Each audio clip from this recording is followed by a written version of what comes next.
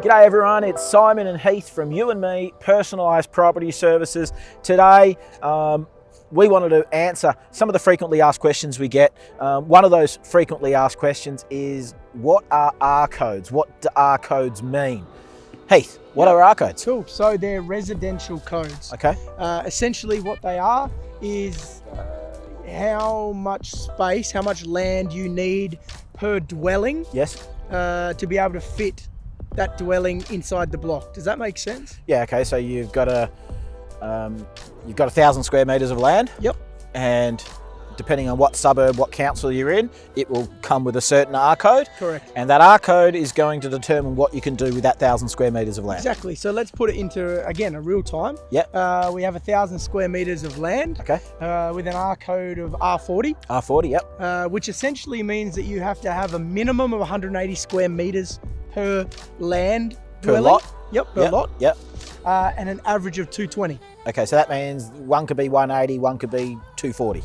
Correct. 260 or whatever. Yep, exactly right. Yep. As long as they average out to 220. Yep, with a minimum of 180. With a minimum of 180. It can work. Yep. Okay. So there are... So 1,000 square metre block. Yep. R40. Yep. How many times can we chop that up? We could fit 4. So it'd be 880 on it. plus your common, possibly driveway. Yep. or gardens or car parks, something like that. Okay, and in terms of different R codes, we use the example of R40.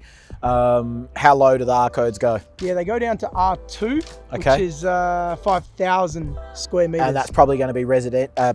That's probably going to be rural land. Yep. Okay, and then sort of how high do they go with the R codes? R80 is sort of common. Yeah. Not common, but the most common I've seen higher. Yeah. R80, which is a minimum of 100 square metres and an average of 120. Yeah, and then when you're looking at high-rise developments and stuff like that, they've obviously got a higher R code again. Well, they're called density codes. Density so we won't codes, go into that, but okay, they're called density codes rather than R codes. Yep. So yeah, different kettle of fish altogether. Yep. But let's keep to the residential side of things, and R codes are what we look at, and super important for an investor, wherever you're from, to understand that just because you've got a block size of 1,000 square metres doesn't necessarily mean you can chop it into 4. Exactly. Yeah, or 3 or 2. Or 3 or 2 or even 1. Yeah. So it's really, really important that you don't get sold by an agent. On the size of the land. On the size of the land, if you're not aware of the R codes. And then likewise, you could have a 500 square metre block of land and think, oh, I don't have enough land. But if it's R40, correct, you could split it. Chopped. Yep, yeah, exactly. Yeah. Now, there are variances in councils, particular councils. There are little sneaky things you can do. Yep. But I guess that's why you employ someone like us to know that detail. Yep. Because someone might look at it, a buyer might look at it and go, oh, no, can't do anything with that.